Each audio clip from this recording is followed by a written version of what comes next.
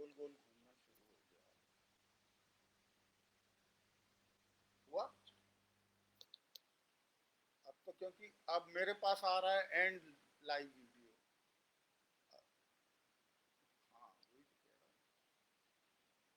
तो अच्छा।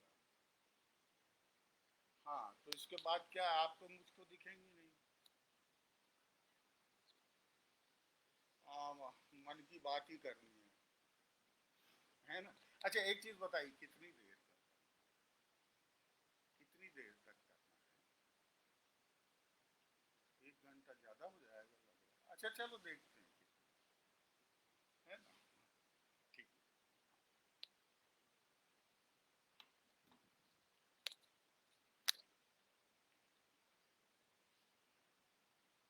तुम बतलाना ना आ रहा है। मैं बोल रहा हूँ, सुनाई दे रहा है। तो कैसे पता लगेगा? हाँ।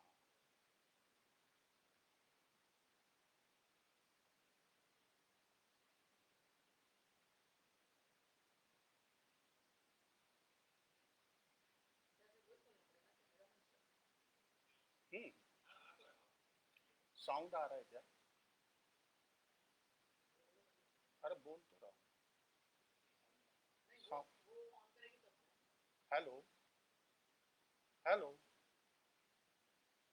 आवाज आ रही है? आ रही? तो धीरे आ रही है क्या? क्यों?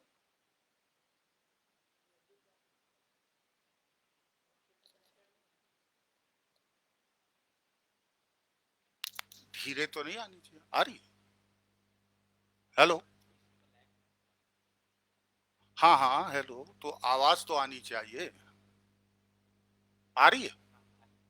हेलो। जोर से जोर से। अरे लेकिन मैं इतने जोर से बोलूंगा और उसमें आवाज नहीं आएगी तो क्या मतलब? हेलो। हेल- वही वही। हाँ वही मैं देख रहा हूँ कि इसमें। हाँ। हाँ मैं देख रहा हूँ। हाँ। है। 1 मिनट, अब आ रही है आवाज? हाँ हाँ हाँ, वो तो मैं चेक करता रहूंगा, लेकिन आवाज आ रही है क्या देखिए। है। देख रहा हूँ ना। हेलो। हेलो। आवाज आ रही है? हेलो। है। आवाज आ रही है?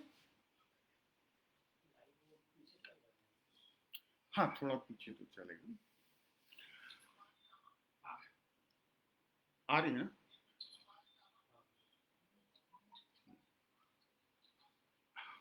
नमस्कार।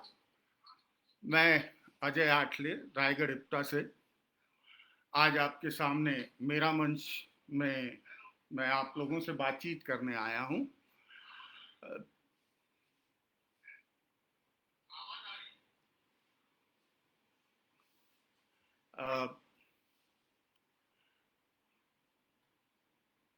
हाँ तो दरअसल अभी साउंड को लेकर बहुत प्रॉब्लम था।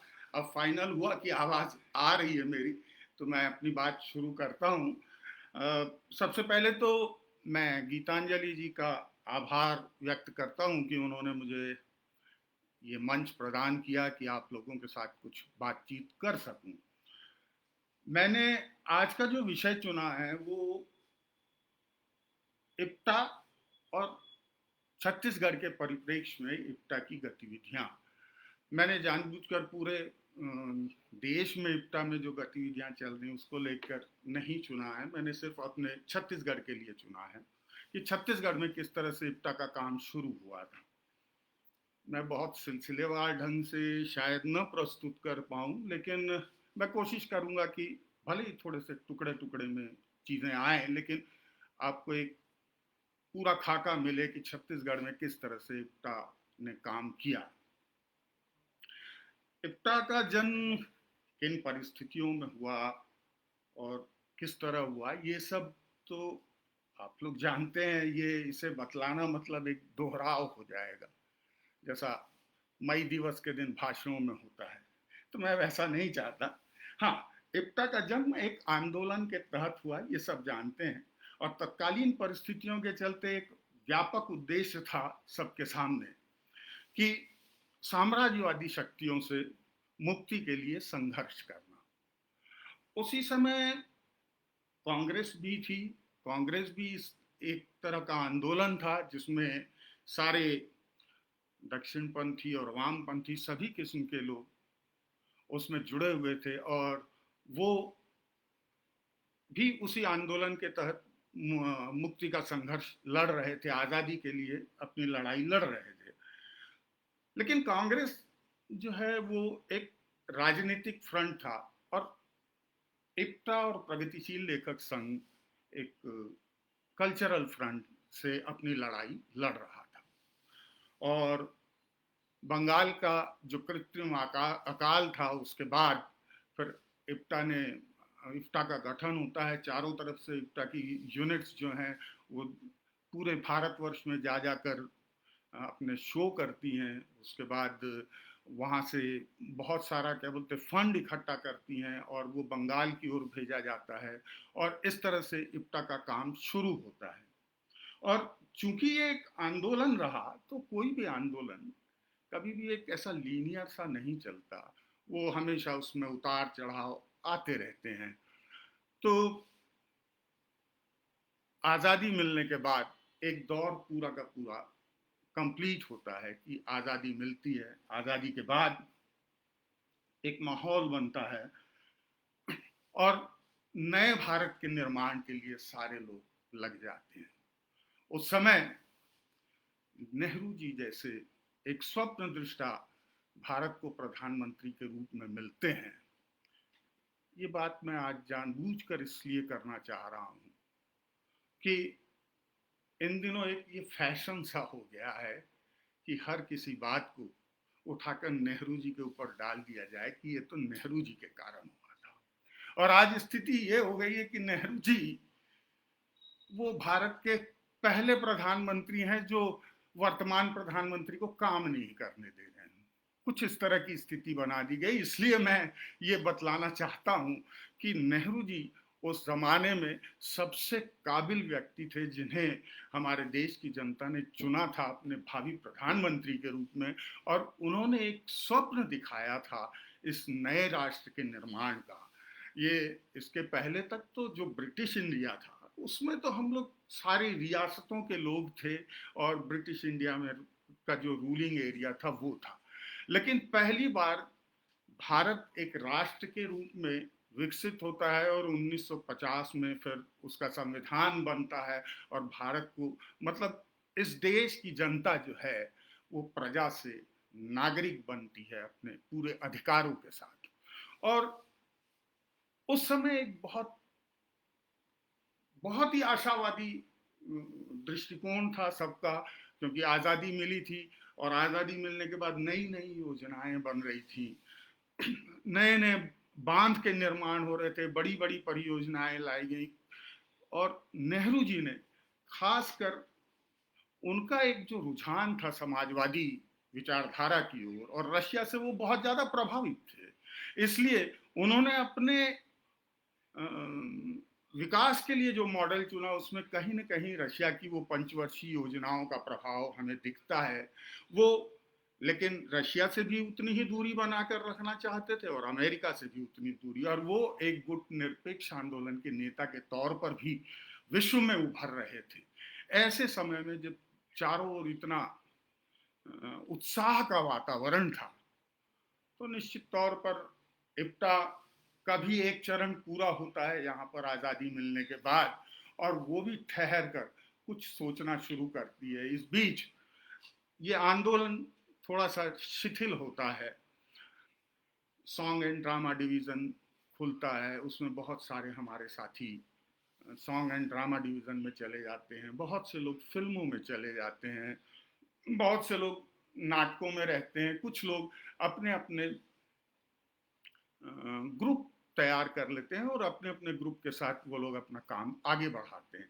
ये हमेशा कहा जाता है कि ये बिखराव का दौर था, इप्टा का। लेकिन मुझे ऐसा लगता है कि हम शायद जब इसे एक आंदोलन मानते हैं तो इसे बिखराव नहीं कहा जाना चाहिए।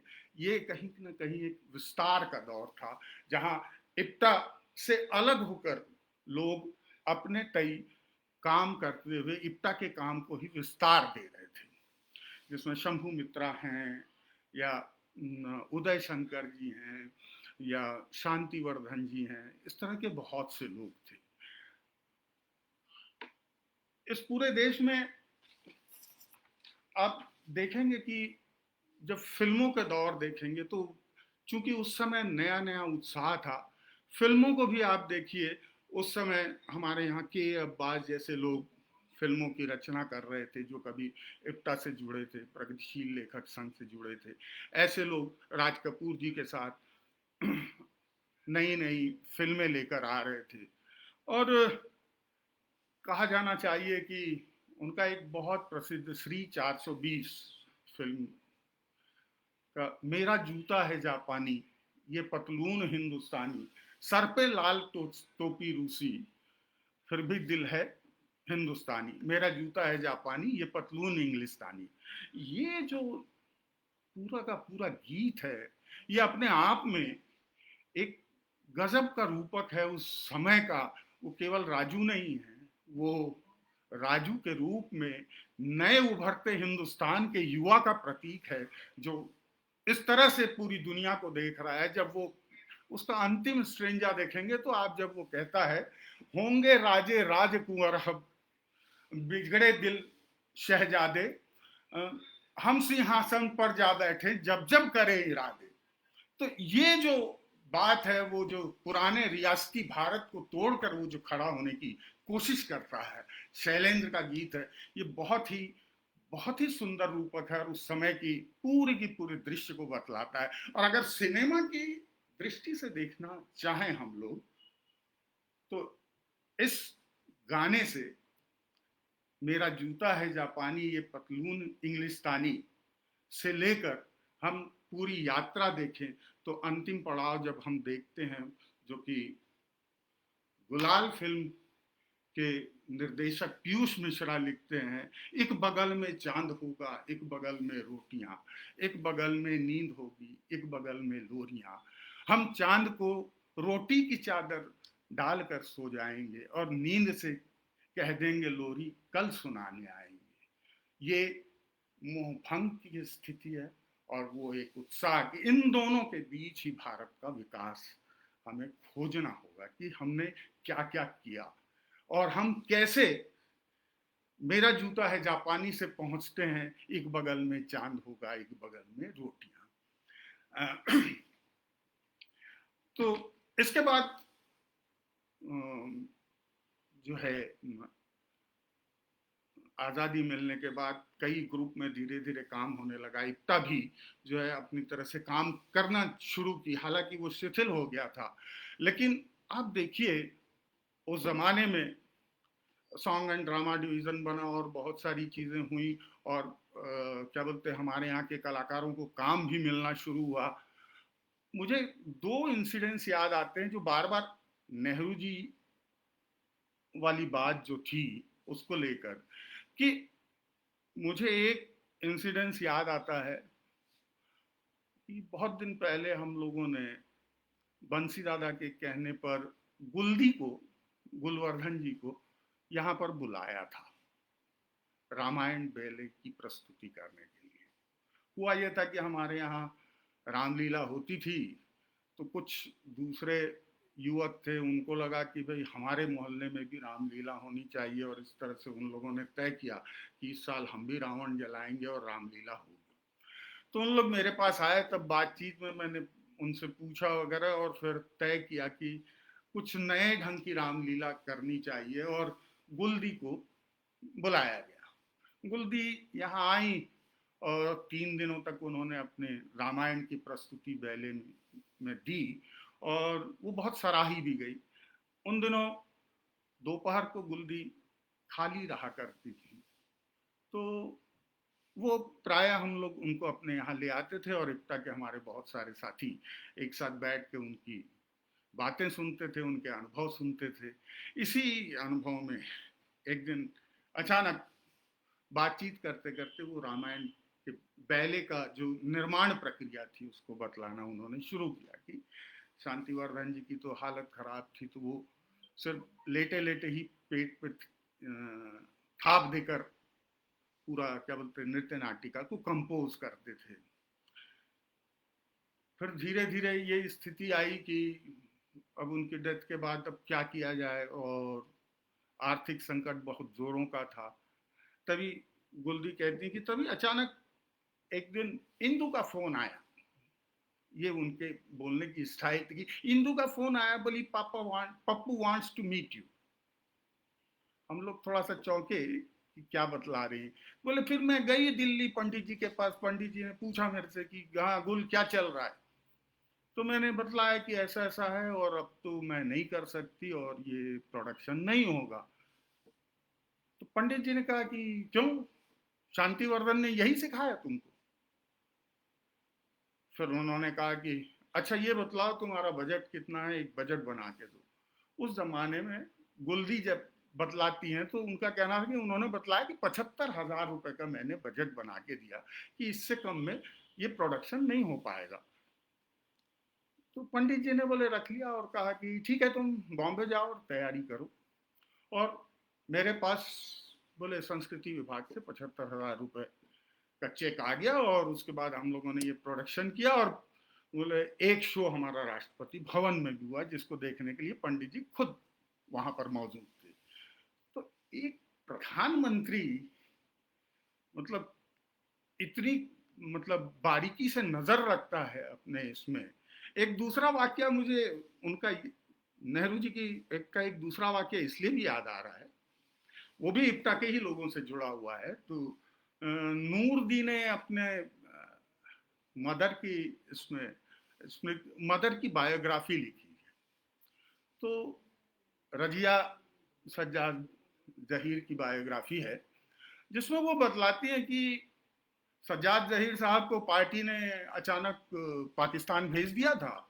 और उसके बाद ये समझ लीजिए जैसे अपने यहाँ अभी कोरोना में लॉकडाउन में फंस गए, उसके बाद स्थिति वहां से वापस नहीं आ पा रहे, तो कुछ कुछ वैसी स्थिति सज्जाद जहीर साहब की थी और वो पाकिस्तान से वापस नहीं आ पा रहे थे और ये तय नहीं हो रहा था कि अब उनकी भारत की नागरिकता रहेगी या पाकिस्तान की। इसी ऊहापोह में सब कुछ चल रहा था और एक दिन रजिया जहीर जी प्रधानमंत्री से मिलने के लिए सीधे पहुंच जाती। और वो जो उन्होंने जिक्र किया है छोटे से इसमें लिखा है, उनके संवाद होते हैं पंडित नेहरू के साथ और वो कहती हैं कि मेरे पति को वापस लाने के लिए मैं आपके पास आई। और नेहरू जी का जवाब, पहला जवाब होता है क्यों, बनने मुझसे पूछ के गया था क्या पाकिस्तान? और बोले तुम्हारी कम्युनिस्ट पार्टी उसको क्या बोलते सदस्यता क्यों नहीं दे देती इंडिया की? तो वो कहती कि भाई कम्युनिस्ट पार्टी तब तक सदस्यता नहीं दे सकती जब तक आप उसे नागरिकता नहीं देते। और अगर आप चाहते हैं कि कम्युनिस्ट पार्टी के साथ मैं आऊं तो आप याद रखिए कि फिर मैं अकेली नहीं आऊंगी, कम्युनिस्ट पार्टी पूरा घेराव करने के लिए आएगी प्राइम मिनिस्टर का। और नेहरू जी बोलते हैं धमकी दे रहे हो? तो रजिया जी कहती हैं कि आप जो भी समझ लें। फिर नेहरू जी बोलते हैं अरे कुछ तो मौका दो मुझे, 15 दिन का समय दो और घर जाओ, सब ठीक हो जाएगा। और 15 दिन बाद वो उनको नागरिकता के दिलाने की प्रोसेस आगे बढ़ती है और फिर अंततः सज्जाद जहीर जी वापस आते हैं। तो ये नेहरू जी का ये जो डेमोक्रेटिक रूप था जो हम लोग देखते हैं कि ठीक है बहुत सी चीज़ों में उन्होंने इप्टा को बहुत जगह पर सपोर्ट भी नहीं किया, लेकिन फिर भी एक डेमोक्रेसी थी उनमें। मैं आज लगता है कि आज यदि कहीं ऐसा हो जाए तो क्या आज के राजनेता उतना खुला हुआ दिल रख पाएंगे जितना नेहरू जी ने रखा था?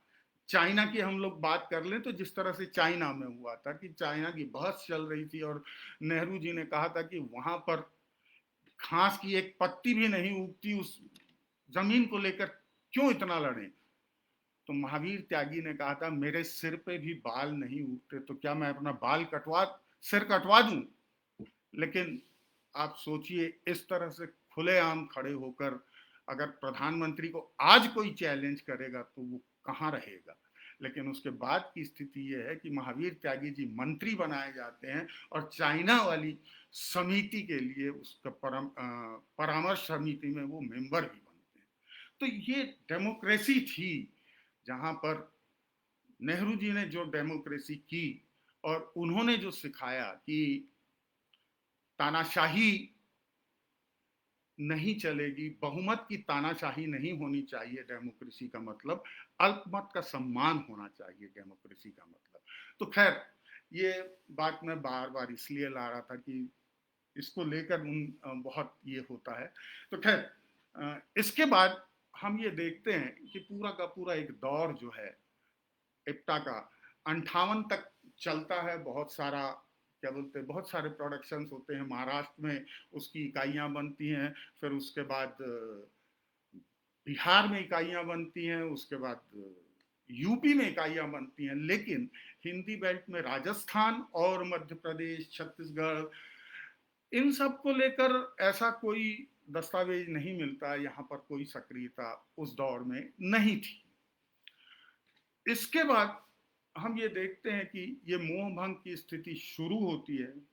और मोह भंग की स्थिति में आप ले लीजिए कि जो दूसरा दौर आता है और इंदिरा गांधी जी का दौर है, और 70 से 75 के बीच में बहुत ज़्यादा फाइनेंशियल क्राइसिस बढ़ने वाली है। अमेरिका पहली बार अपना गोल्ड जो है वो गारंटी हटा लेता है। एक मंदी का दौर शुरू होता है और धीरे धीरे इसी दौर में, क्या बोलते, गुजरात में छात्र आंदोलन जोर पकड़ता है, बिहार में वो आंदोलन पहुंच जाता है और पहली बार जबलपुर में सेठ गोविंदास के लड़के को हराकर शरद यादव छात्र नेता संसद में पहुंचते हैं। ये वो दौर था। संवित सरकार इस बार बीच में बनती है और एक भारी निराशा के दौर में उसी समय प्रगतिशील लेखक संघ बहुत तेजी से सक्रिय होता है मध्य प्रदेश में, परसाई जी के नेतृत्व में। और छत्तीसगढ़, जो कभी मध्य प्रदेश का हिस्सा रहा है, वहां भी धीरे धीरे गतिविधियां बढ़ती हैं। और उसके बाद इमरजेंसी का दौर आ जाता है, इमरजेंसी लग जाती है। इमरजेंसी के बाद फिर जनता पार्टी का दौर आता है, लेकिन वो ज्यादा टिक नहीं पाते। और जनता पार्टी के बाद फिर से इंदिरा गांधी दोबारा जीत कर आती हैं। मगर इस बार वो इंदिरा गांधी जो हैं, वो जो दोबारा जीत के आई हैं, इस बार उनके गले में मोटी सी रुद्राक्ष की माला भी दिखने लगती है। ये एक पैराडाइम शिफ्ट होता है पूरे के पूरे कांग्रेस का, और जहां पर वो नेहरूवियन इकोनॉमी और नेहरूवियन वैल्यूज को धीरे धीरे तिलांजलि देते हैं। और यहीं से फिर प्रगतिशील लेखक संघ और वामपंथी ताकतें फिर से सक्रिय होते हुए नजर आती हैं और धीरे धीरे सारी जगह पर छोटी छोटी यूनिट्स बनना शुरू होती हैं। पहले प्रगतिशील लेखक संघ की, और उसके बाद फिर धीरे धीरे ये विचार आता है कि प्रगतिशील लेखक संघ के साथ साथ इप्टा का भी गठन होना चाहिए। और धीरे धीरे फिर इप्टा का गठन की शुरुआत होती, छोटी छोटी यूनिट्स सारी जगह बनने लगती हैं। रायगढ़ में ये यूनिट 1982 में बनती है। उसके पहले ही, क्या बोलते, रायगढ़ में चूंकि उस दौर में, जो इमरजेंसी के दौर में, प्रमोद सराफ जैसे कुछ छात्र नेता नुक्कड़ नाटक खेलना शुरू कर देते हैं। हालांकि बाद में उनको इमरजेंसी में जेल में जाना पड़ता है। तो बहुत लंबा समय, 19 महीने बिता के आते हैं वो। और लेकिन उसके बाद जब दूसरा दौर आता है तो इसमें फिर सारे के सारे लोग एक साथ खड़े होते हैं और इप्टा के गठन की प्रक्रिया रायगढ़ में भी शुरू होती है। उसको लेकर मुझे याद आता है कि उस समय मैं भी अपना एजुकेशन पूरा करके छोटी सी पेपर पिन की इंडस्ट्री डाला था और यहाँ वापस रायगढ़ आया था, मतलब 4-5 साल बाहर रहने के बाद। और एक दिन अचानक खोडियार सर आते हैं और कहते हैं कि ये स्क्रिप्ट देते हैं एक और द्रोणाचार्य की, और कहते हैं कि ये नाटक तुम करना चाहते हो तो आ जाओ शाम को। हम लोग पहुंचते हैं वहां पर, और मुमताज भारती जी हैं जो कि सीपीआई के जनरल सेक्रेटरी थे डिस्ट्रिक्ट के,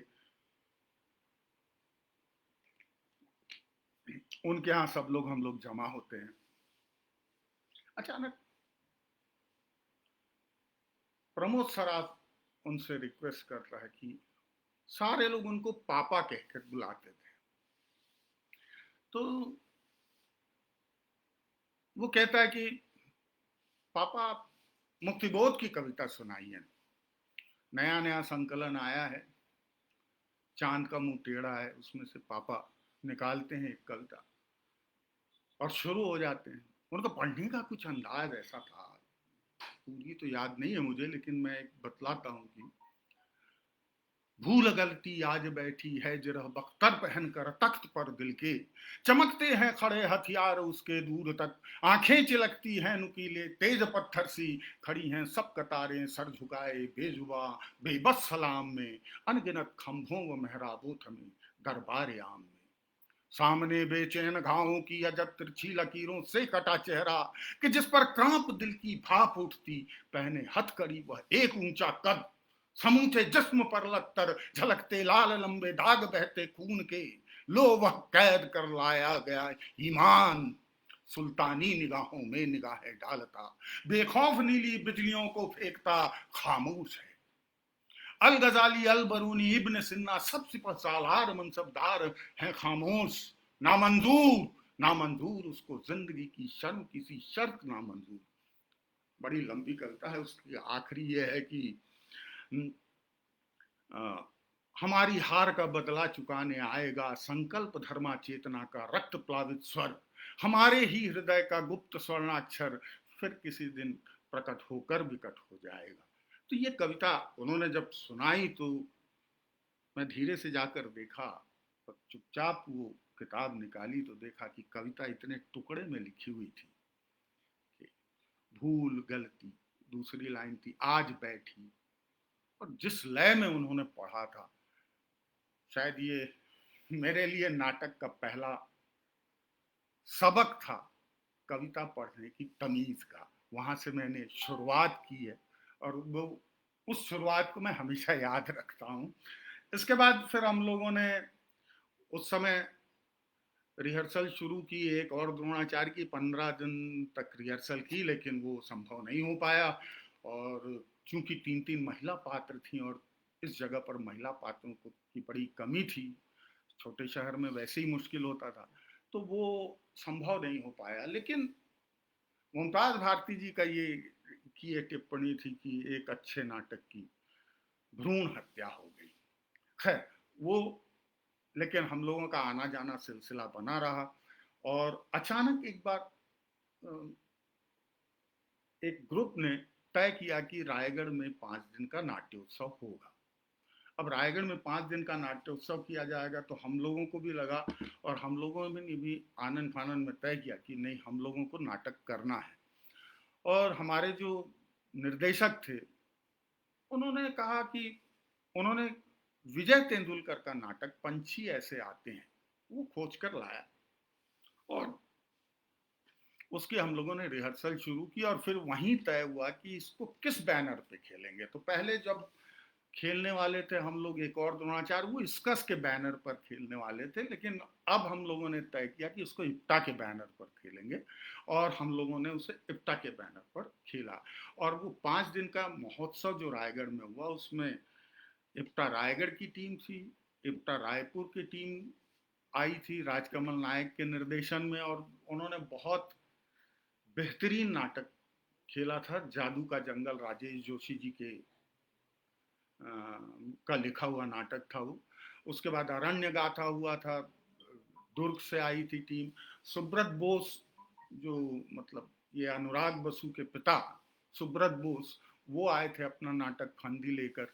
और इस तरह से बिलासपुर के सुनील मुखर्जी की इस तरह से 5 दिन का नाटक हुआ। लेकिन उस 5 दिनों के नाटक में सबसे महत्वपूर्ण बात यह हुई कि रायपुर इप्टा ने भी भाग लिया था और उसको फर्स्ट प्राइज मिला था उस जादू के जंगल को। और उसके बाद हम लोगों की एक बैठक हुई रायपुर इप्टा के साथियों के साथ, और फिर वहां यह तय किया गया कि मध्य प्रदेश का जल्द ही राज्य सम्मेलन करा लिया जाए। और फिर मध्य प्रदेश का राज्य सम्मेलन कराने का तय हुआ, और फिर ये बीड़ा रायगढ़ ने उठाया कि मई में मध्य प्रदेश का एक राज्य सम्मेलन किया जाए। और फिर उसके बाद लिखा पढ़ी शुरू हुई, और उस तरह से फिर मई में ही सन 82 में इप्टा का राज्य सम्मेलन हुआ, जिसमें राजेश जोशी जी अध्यक्ष बने और अंबिकापुर के साथी विजय गुप्त जी महासचिव थे, मैं कोषाध्यक्ष बना। और ये सारा का सारा जो आयोजन था उसमें बहुत बड़ी भूमिका प्रगतिशील लेखक संघ ने निभाई थी। और सिर्फ उसी समय नहीं, उसके बाद भी प्रगतिशील लेखक संघ जो है हमारे साथ जुड़कर लगातार काम कर रही थी, और उसकी जितनी इकाइयां वहां सक्रिय थी वो लगातार इप्टा की इकाइयां खोलने में मदद कर रही थी। और देखते ही देखते छत्तीसगढ़ में अगर हम कहें तो रायगढ़, बिलासपुर, अंबिकापुर, रायपुर, धमतरी, बालोद, राजनांदगांव, डोंगरगढ़, कोरबा, बालको, इस तरह से बहुत सारी यूनिट्स एक साथ धीरे धीरे एक्टिव होती हैं। और सबसे ज्यादा नुक्कड़ नाटक खेले जाने लगे, क्योंकि वही एक समय, उस समय सबसे ज्यादा नुक्कड़ नाटक खेलने की ही स्थिति बनती थी, क्योंकि किसी भी जगह पर कोई भी ऑडिटोरियम की फैसिलिटी नहीं थी। तब फिर ये तय हुआ कि नुक्कड़ नाटक शुरू किए जाएं, और सारी जगह नुक्कड़ नाटक होने लगे। ये नुक्कड़ नाटक इतनी तेजी से फैले और पूरे देश में जब प्रदेश में जब होने लगे, तो कोई चीज जब इस तरह से होने लगती है तो ये बात आप मान के चलिए कि सत्ता जो है, सत्ता प्रतिष्ठान हमेशा ऐसे प्रतिरोध को सबसे पहले अप्रोप्रिएट करने की कोशिश करता है। और ये हुआ, और बाकायदा उसके बाद सरकार की तरफ से नुक्कड़ नाटकों का समारोह होने लगा। फिर धीरे धीरे इन लोगों ने देखा कि नुक्कड़ नाटक को हम लोग कला जत्था के माध्यम से किस तरह से उसका उपयोग कर सकते हैं, और इस तरह से वो पूरा एप्रोप्रिएशन का काम शुरू हो गया नुक्कड़ नाटकों को लेकर। इसी बीच धीरे धीरे धीरे धीरे परिस्थितियां जो है शिथिल होने लगी। 6-7 साल तो बहुत लंबा काम, बहुत तेजी से काम हुआ। जैसा कि मैंने बतलाया कि आंदोलन एक पीक पकड़ता है, उसके बाद फिर धीरे धीरे उतरता है, फिर पकड़ता है, फिर उतरता है, और इस तरह से वो कंटिन्यूअस चलते रहता है। तो ये 87-88 का दौर आते आते फिर एक शिथिलता आती है, और उस शिथिलता के बाद हम देखते हैं कि उसी बीच में विश्वनाथ प्रताप सिंह जी की सरकार आती है। विश्वनाथ प्रताप सिंह की सरकार आने के बाद वामपंथी उनके लिए एक स्वाभाविक मित्र हो जाते हैं, और पहली बार मई दिवस में मई दिवस की छुट्टी दी जाती है। ये ऐसा पहली बार होता है, और इसका बुरा नतीजा ये निकलता है कि पहली बार सारे कर्मचारी छुट्टी मनाते हैं घर में रहकर, और उस दिन कोई रैली नहीं निकलती। ये भी एक एप्रोप्रिएशन का तरीका है। तो जो संघर्ष करते थे और रोज शाम को जुलूस निकालते थे, वो छुट्टी मिलने के बाद वो घर बैठ गए उस साल। तो इस तरह से होता है। खैर, उस साल हम लोगों ने लेकिन एक नाटक खेला था, सड़क पर सड़क नाटक खेला था, और इस तरह से हमारा सिलसिला जारी था, लेकिन एक धीमी गति हो गई थी।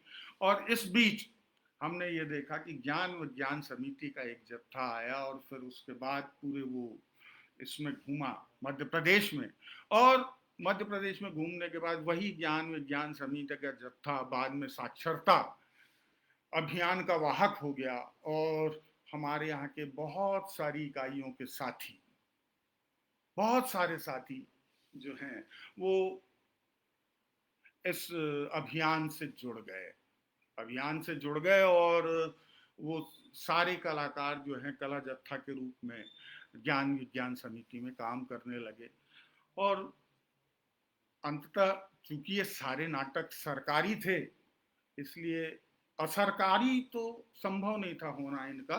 सरकारी नाटक या तो वो सरकारी होंगे या असरकारी होंगे, तो वो सरकारी नाटक थे और धीरे धीरे अपनी गति को प्राप्त हो गया पूरा आंदोलन।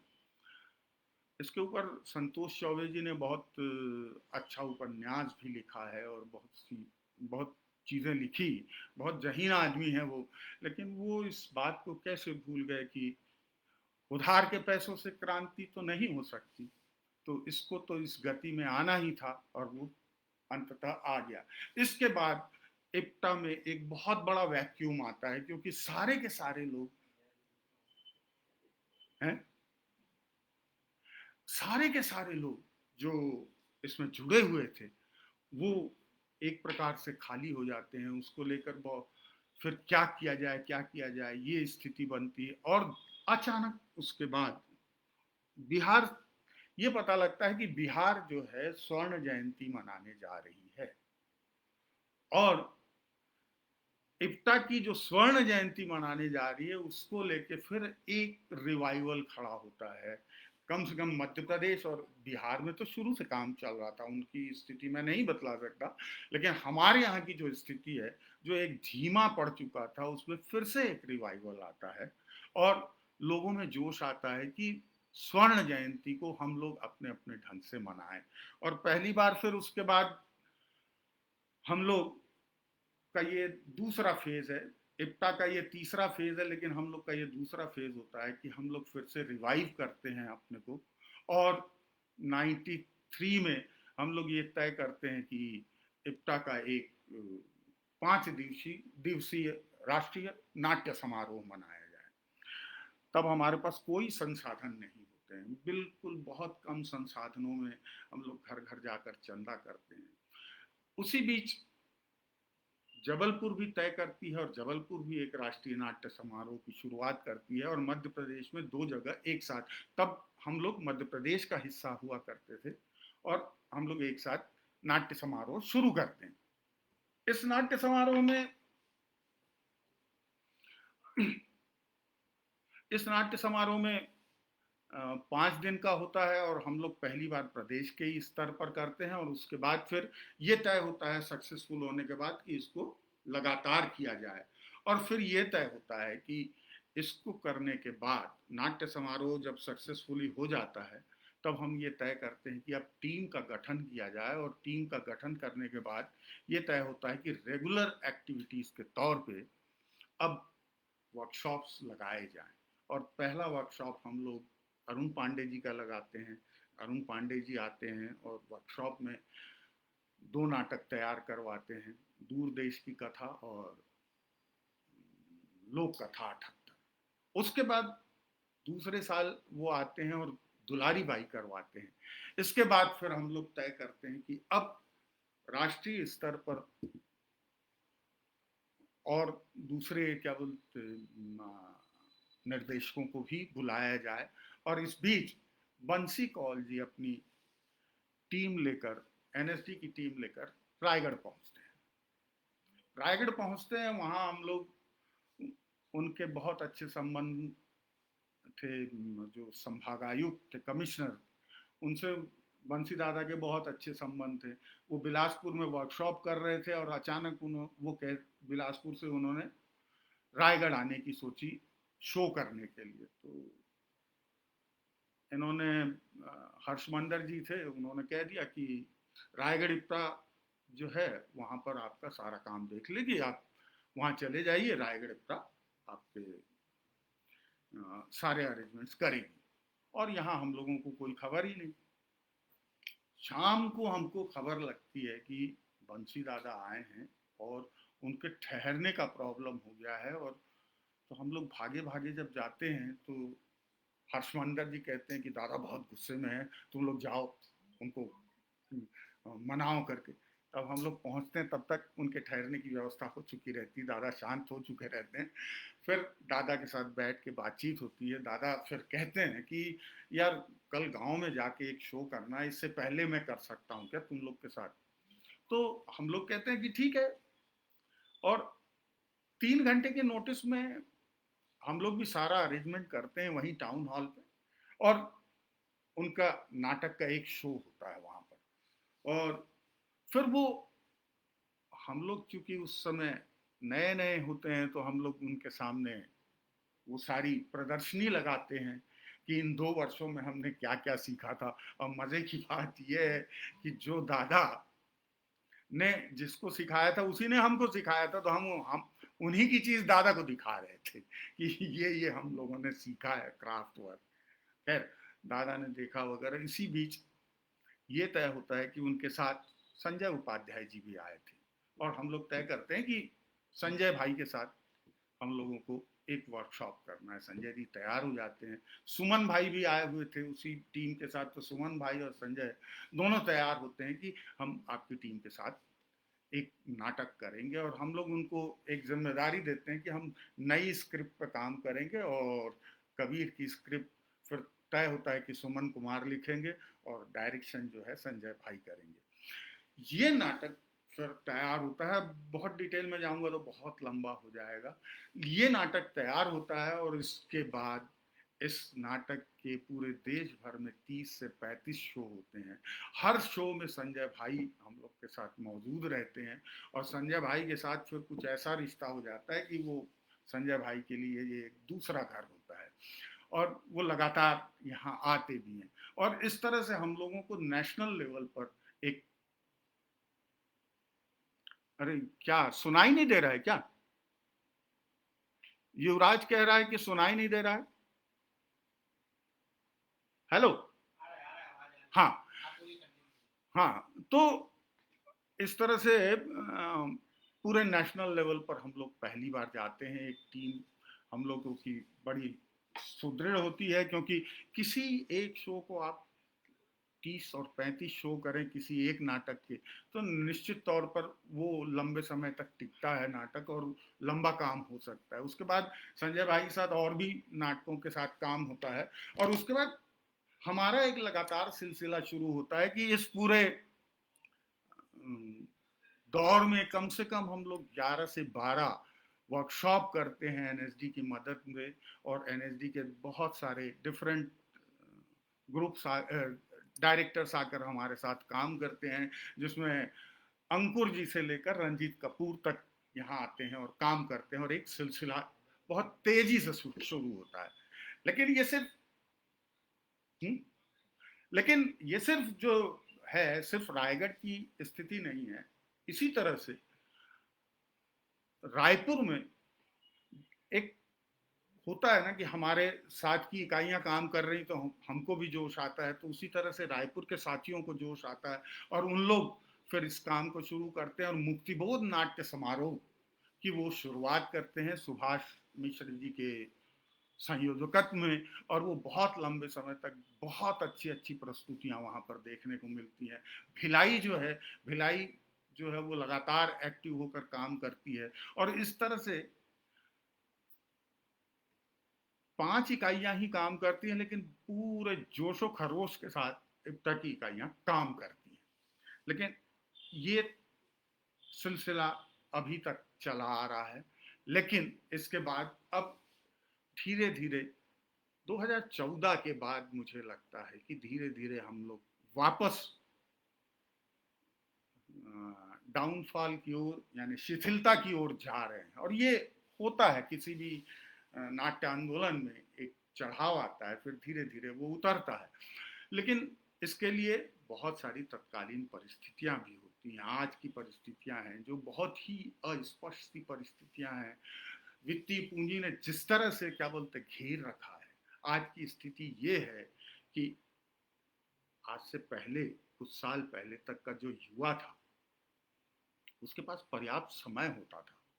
उसका कारण था, हमारे समय में तो हम लोगों को याद है, हम लोग बहुत से दोस्तों को भी बतलाते कि हम लोग एक सिगरेट 5 लोग मिलके पी लेते थे।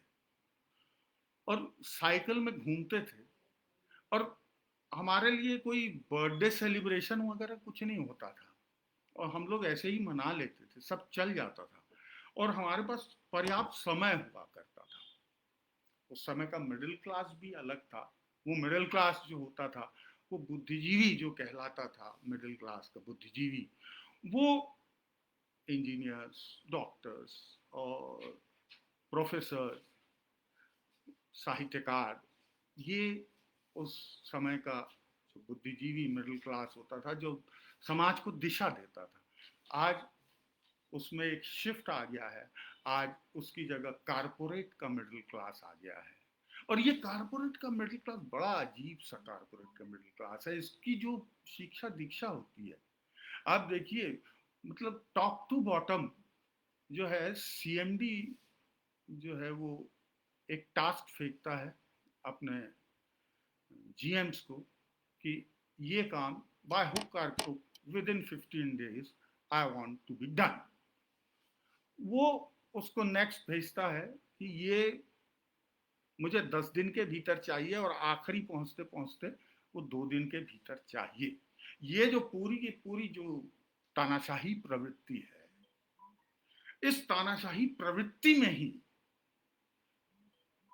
क्या बोलते, आज का मिडिल क्लास का कैरेक्टर धीरे धीरे ग्रूम हो रहा है। तो इसी के कारण हम जो देख रहे हैं आज डेमोक्रेसी के प्रति, ये जो इस तरह का तिरस्कार दिखाई दे रहा है, ये बहुत खतरनाक तिरस्कार है कि डेमोक्रेसी में तो कोई काम होता ही नहीं। डेमोक्रेसी का या तो फिर दूसरा मतलब निकालते हैं कि बहुमत का अधिनायकत्व, जबकि डेमोक्रेसी का ये मतलब नहीं होता। तो ये पूरा का पूरा मिडिल क्लास ही शिफ्ट हो गया है, जिसके कारण भी बहुत सारी परेशानियां हैं। फिर दूसरी बात और है, जो अब हम लोग देख रहे हैं, जो स्टफ आ रहा है, हम लोग ये मानते थे कि पहले हमारे ज़माने में आमतौर पर अच्छा पढ़ने लिखने वाला व्यक्ति नाटकों में या कला के क्षेत्र में आता था, और खासकर नाटकों में। आज की स्थिति हम ये देख रहे हैं, जो कि बहुत ही दुखद है, कि हर चीज का जो इंडिविजुअलाइजेशन हो गया है, कि हर चीज में व्यक्तिवाद आ गया है। तो आदमी अगर अच्छा गाता है, एक तो सबसे पहली बात है कि अगर वो एक अच्छा स्टूडेंट है, तो 12th के बाद वो आपके शहर में ही नहीं होगा, वो चला जाएगा, वो किसी प्रोफेशनल कॉलेजेस में चला जाएगा, इंजीनियर हो जाएगा, डॉक्टर हो जाएगा। और अगर उसको ये नहीं मिला, अगर, हाँ, एक, सॉरी मैं थोड़ा डिस्टर्ब हुआ राजीव शुक्ला जी का देखकर। खैर मैं इस पर फिर बात करूंगा, क्योंकि अगर मैं इस तरह बात करता रहा तो टूट जाएगा सिलसिला। वैसे ही मैं बहुत असंगत बोलता हूँ। तो एक तो था कि आज का जो युवा है, वो अगर टैलेंटेड है तो वो चला जाता है सीधे प्रोफेशनल कॉलेजेस में। उसके बाद जो बचता है वो साइंस ले लेता है, और कुछ आर्ट्स में आ जाते हैं। आर्ट्स वाले लोग जो हैं, वो अगर फुटबॉल अच्छा खेलता है तो वो आपके पास नहीं आता। वो अगर अच्छा गाना गाता है तो वो डांस इंडिया डांस में चला जाएगा। वो अगर गाना अच्छा गाता है तो सुर संग्राम में चला जाता है। अब देखिए आप, सुरों का संग्राम होने लगा है हमारे यहाँ। सुरों की महफिल नहीं सजती अब सुरों का संग्राम होता है। डांस इंडिया डांस में भी वही चीज होती है। और इन सब के बाद जब कुछ भी नहीं बचता है, वो बेचारा स्टफ आपके पास आता है, जिसे आपको सिखाना है नाटक करना। तो इसलिए भी अब थोड़ी सी परेशानियां होती हैं। लेकिन इसके बाद भी मैं एक चीज और कहना चाहूंगा कि इतनी एक्टिविटीज के बाद भी इप्टा एक जगह पर, जहां पर मुझे बहुत लगता है कि हम लोग कमजोर पड़ रहे हैं, वो है हमारे जिस प्रदेश में रहते हैं वहां के लोक नाट्यों से उस तरह का जुड़ाव नहीं हो पाता। उसका एक बहुत बड़ा कारण मुझे जो लगता है, मैं एक,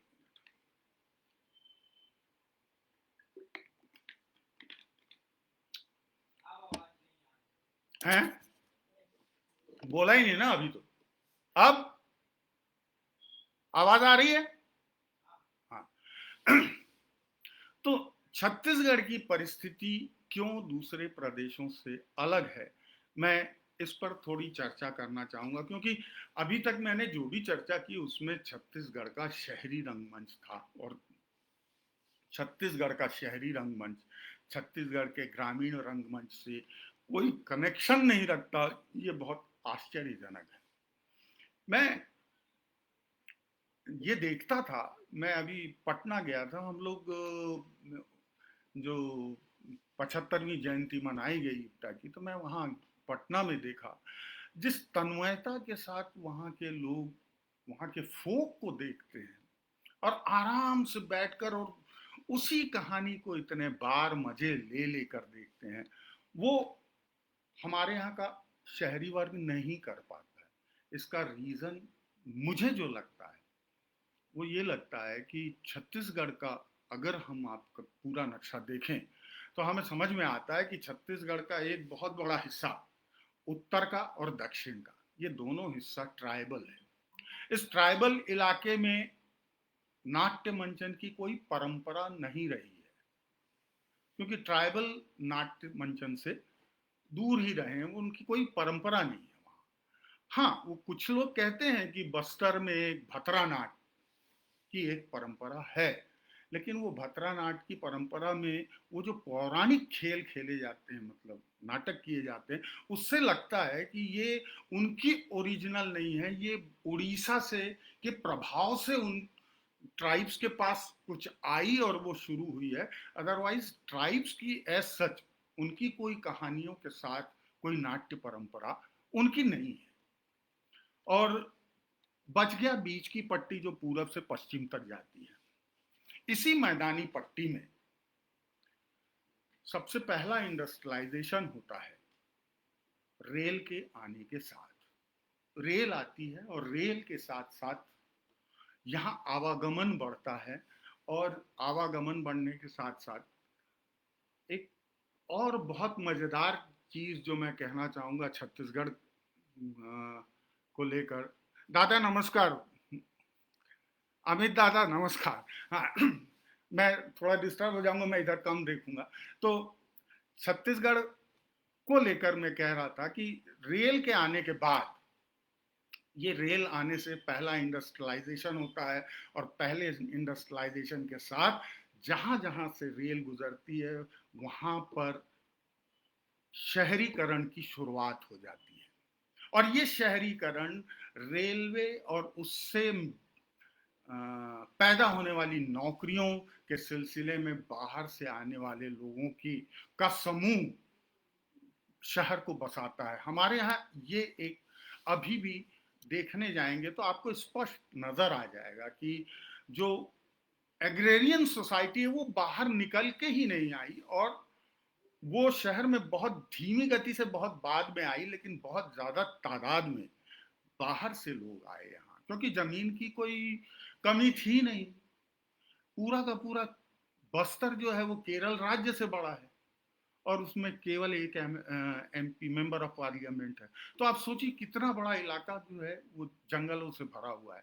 और मजे की बात यह है कि रेल लाइन जहां जहां गुजरी वहां से खनिज समाप्त हुए, वहां से आदिवासी शिफ्ट होकर जंगलों में चले गए, और जहां जहां आज रेल लाइन नहीं है वहीं वहीं खनिज बचे हैं, वहीं वहीं आदिवासी बचे हैं, और वहीं वहीं प्राकृतिक संसाधन बचे हुए हैं। तो ये खैर एक दूसरा मुद्दा हो जाएगा, हम लोग शिफ्ट हो जाएंगे। तो इसके कारण क्या हुआ कि जो शहर में आया माइग्रेट होकर लेबर बाद में भी छत्तीसगढ़ का, वो उसकी हैसियत जो है वो घरेलू कामगार से ज्यादा बड़ी नहीं रही। तो उसकी बोली बानी, और जो बाहर दूसरी जगह से आए थे, चाहे वो महाराष्ट्र से आए थे, चाहे बंगाल से आए थे, चाहे यूपी से आए थे, तो उन लोगों की बोली बानी और इनकी बोली बानी में बहुत फर्क होने के कारण वो एक दूसरे से अजनबियत रखते थे। और इसीलिए क्या हो गया, गया ये तो। खत्म हो गया।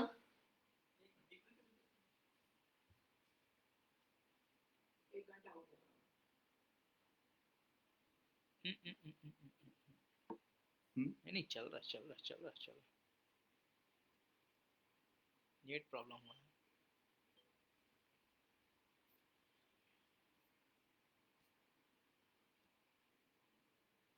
यूज कैमरा तो है नहीं। हाँ।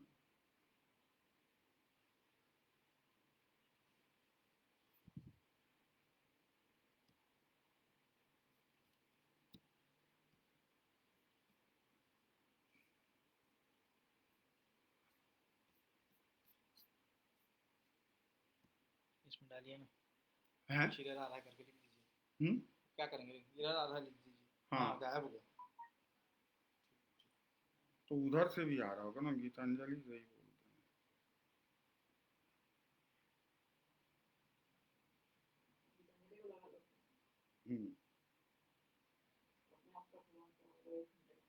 नहीं नहीं नहीं नहीं, यहाँ तो 3 घंटे चलता है ना। आप बोलिए, चल रहा है। हेलो, मैं मेरा साउंड आ रहा है? हाँ, लेकिन मैं नहीं दिख रहा हूँ अपने आप को। हाँ, तो मैं कहाँ पर था? अ, किस जगह पर था? कि हाँ, तो शहरी जो मध्य वर्ग आया था, जिसके कारण शहर बना, इस शहरी मध्य वर्ग ने जो शहर बनाया था, उसका ग्रामीण अंचल के साथ एक रिश्ता, उस तरह का आत्मीय रिश्ता नहीं था, और वो दूरी ही थी। और बहुत दिनों तक छत्तीसगढ़ी को पिछड़े लोगों की भाषा, बोली ही कहा जाता था, इसलिए छत्तीसगढ़ी में बोलना बहुत अच्छा नहीं समझा जाता था। आज भी ऐसा होता है। मतलब यहाँ पर आज, मतलब सर्वेंट जो है, वो खुद चाहता है कि उससे, उसका जो मालिक है वो हिंदी में बात करे। उसको लगता है कि छत्तीसगढ़ी में उसको पिछड़ा समझा जा रहा है। ये एक बहुत दुविधापूर्ण स्थिति रही। इसके कारण आप देखेंगे कि ऐसा दूसरी जगह पर नहीं हुआ। महाराष्ट्र में, महाराष्ट्र का की बोलियों से महाराष्ट्र की मराठी भाषा बनती, बंगाल की बोलियों से बंगाल की भाषा बनती है, उड़ीसा की बोलियों से उड़ीसा की भाषा बनती है, लेकिन छत्तीसगढ़ी की का कोई नागर रंगमंच नहीं बनता, और छत्तीसगढ़ी को हिंदी में उतना स्थान नहीं मिलता, क्योंकि वो उत्तर भारत की दो कुछ चंद बोलियां उसके ऊपर कब्जा जमाए बैठी हैं, और इसलिए वो हिंदी के साथ उसकी हमेशा दूरी बनी रहती है।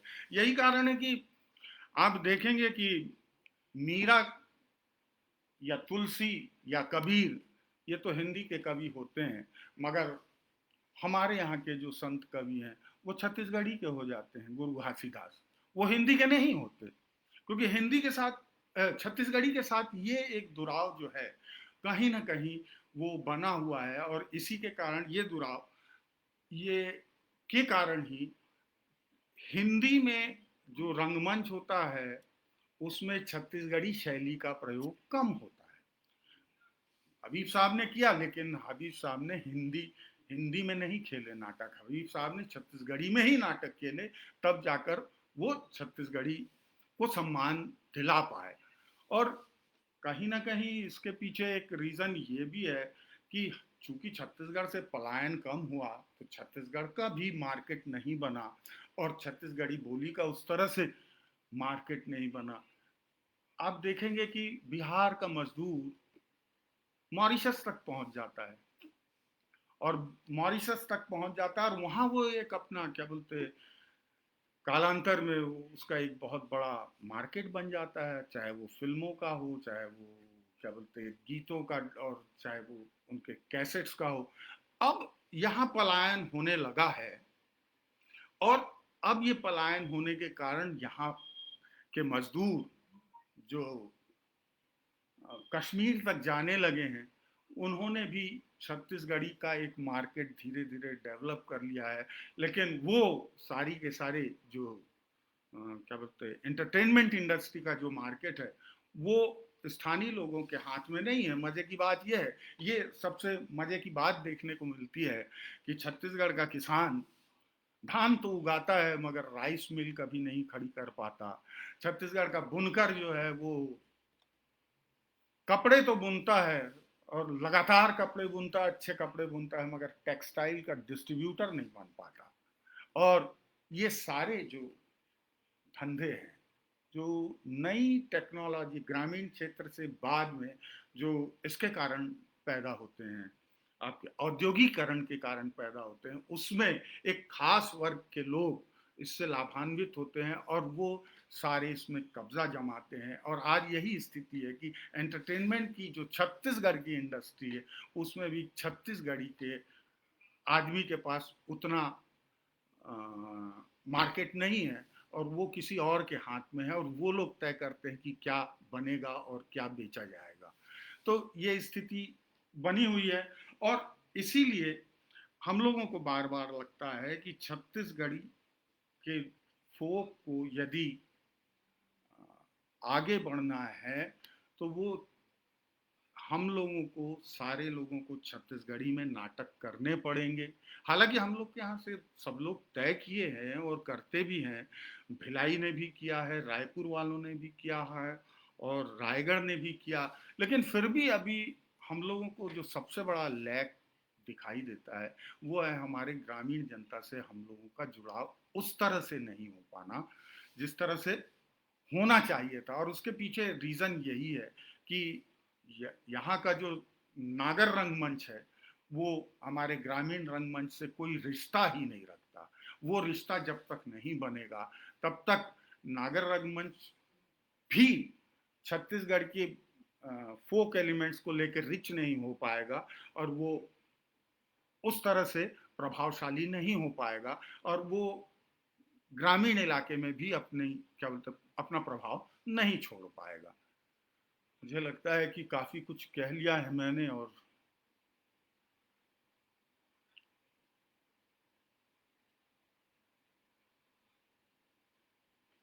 और तो कुछ है नहीं यहाँ पर।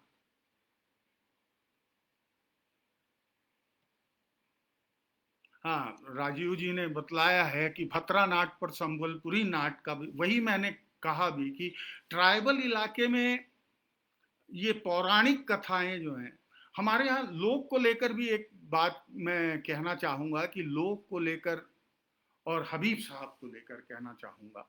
लोक को लेकर एक जो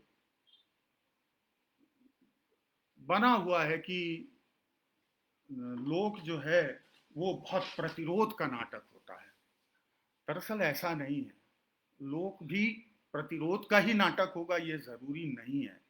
और जिस तरह से राजनीतिक सत्ता के बरक्स एक सामाजिक सत्ता होती है, तो वो सामाजिक सत्ता भी लोक को लगातार अप्रोप्रिएट करते जाती है और वो भी नहीं चाहती है कि लोक में उस ऐसे नाटक हों जो क्या बोलते विद्रोह की बात करते हो। इसलिए आप देखेंगे कि इतना बड़ा क्या बोलते रासलीला है या रामलीला है, ये जो नाटक हैं ये सबसे बड़े लोक नाटक हैं इस देश के। लेकिन ये पूरे के पूरे नाटक कहीं पर भी विरोध नहीं करते, उल्टा ये कबीर के विद्रोह को माइल्ड करते हुए वापस तुलसीदास की रामलीला जो है उसी वर्ण व्यवस्था का सपोर्ट करते हुए स्थापित करती है। ये सबसे बड़ा लोक नाट्य था जिसने इतना बड़ा काम किया, जिसको हम कहेंगे कि ये कल्चरल हेजिमनी की तहत ये पूरा का पूरा काम होता है। सिर्फ इस है सिर्फ ये कह सकते हैं हम लोग कि हबीब साहब ने जो खास किया तो वो था कि वो उनके जो लोक नाटक थे उन्हें चुनते वक्त उन्होंने इस बात का बहुत ध्यान रखा कि लोक नाटक में वो कथाएं चुनी जाएं जो प्रतिरोध का स्वर रखती हों, जो सामंजस्य का स्वर न रखती हों। और इसलिए उन्होंने और हाँ, वो लोक नाटक करते भी नहीं थे, वो लोक नाट्यों का प्रयोग करते हुए आधुनिक बोध के नाटक करते थे। इसलिए हबीब साहब औरों से बहुत अलग नजर आते हैं।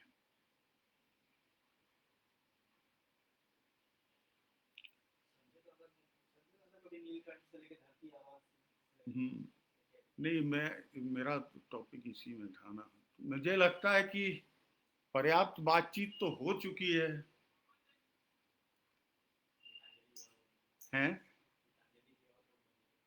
नहीं, हो गया, वैसे थक जाते हैं आदमी। हाँ, चलिए तो फिर आज मेरी बातचीत मैंने अपनी तरफ से पूरा कर ली है, और अभी और कोई ऐसा प्रश्न दिख भी नहीं रहा है जिसका अलग से जवाब दिया जाए।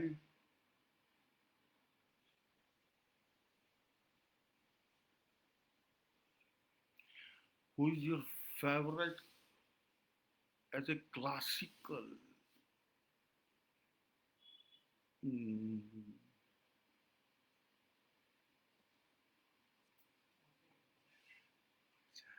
चलिए, तो नमस्कार, शुभ रात्रि। और एक बार गीतांजलि जी को फिर से आभार कि उन्होंने मौका दिया कि आप सब लोगों के साथ जुड़कर अपनी बात रख सकूं। आप सभी को जो 1 घंटे तक मुझे झेलते रहे, उसके लिए आप सभी का फिर से आभार। धन्यवाद।